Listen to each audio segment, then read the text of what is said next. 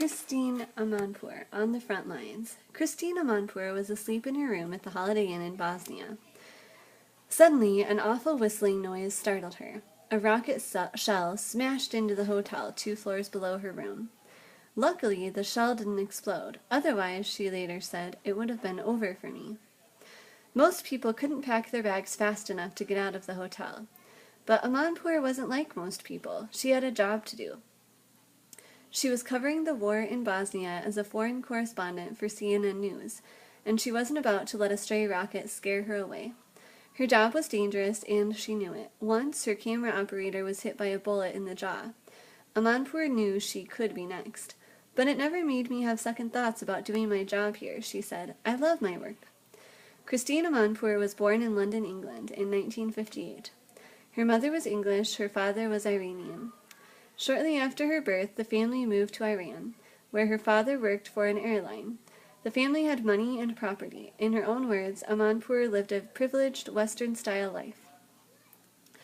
Even as a child, Amanpour showed signs of being a bit reckless. When she was 5, she climbed on a table to catch a balloon that had floated to the ceiling. She ended up pulling down an entire chandelier. I was scared of nothing, she recalled. I rode full-size stallions and raced as a jockey. In fact, I won a first-place cup once.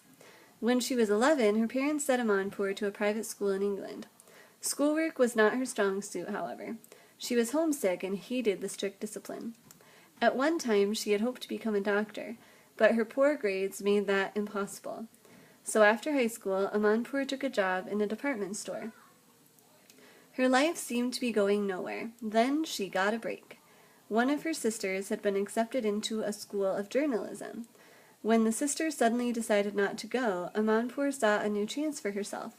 She asked if the school would take her instead. The school agreed. In 1979, a radical new government took over in Iran. 1 year later, war broke out between Iran and Iraq. Amanpour's family was in London at the time. They decided to wait out the war in England. Soon, the Amanars had lost all their property. They had to start over from scratch, but the experience gave Christine a clear vision of her future. From that moment, she said, I knew I wanted to be a foreign correspondent. If I was going to be affected by events, I wanted to be a part of them. Amanpour decided to pursue her studies in the United States. She enrolled at the University of Rhode Island. There, she turned out to be a fine student. She worked hard and in 1983 graduated at the top of her class. While at school, she worked part-time for a small radio station. She also worked at a local TV station. Christine kept her TV job for a few months after college, but she longed to work on a larger stage. So the fall after graduation, she applied for a job at CNN, a new national station. The all-news network gave her work, but it wasn't very glamorous. It was the lowest job, she recalled. I came in on weekends and on my own and practiced writing scripts.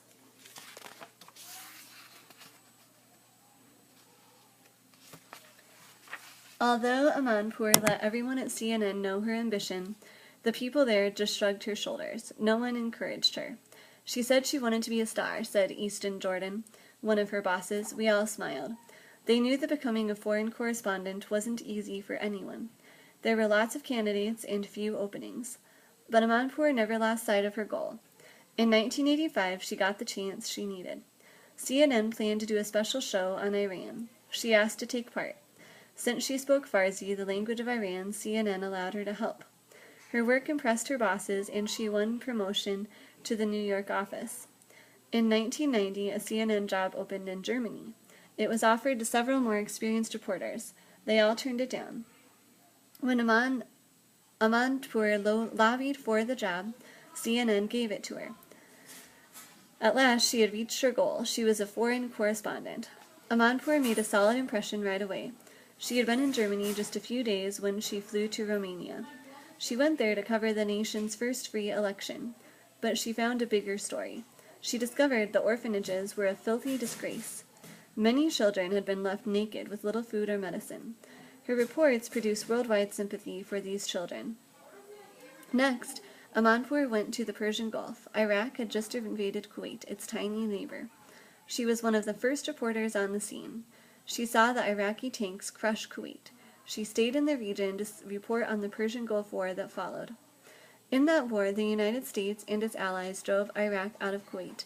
Amanpour did not play it safe. She went to Baghdad, the capital of Iraq, to report on American bombing raids. Such courage won Amanpour fans around the world. Over 140 million people from more than 200 countries watched her. She always seemed to be in the thick of the world's hottest trouble spots. "Christine's fearless," said Ed Turner, her CNN boss. "Somalia, Russia, the Gulf, Bosnia, she's done it all. She worries me because she thinks bullets bounce off her." That was not quite true. Amanpour was a daredevil, but she wasn't crazy. When she was on the front line, she always wore a helmet and a flak vest, just as the other reporters did. Still, such safeguards didn't always offer enough protection.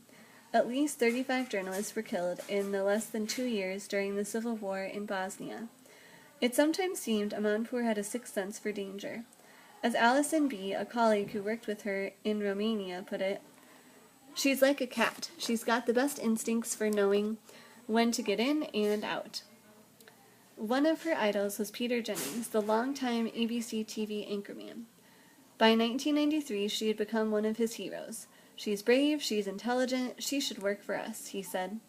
Despite huge salary offers from other networks, Amanpour stayed with CNN. She continues to report from the world's worst trouble spots. She knows the risks, but she doesn't let that stop her. "I have no romantic ideas of being killed or wounded in the line of duty," she has said, "but I'm also not afraid of it either."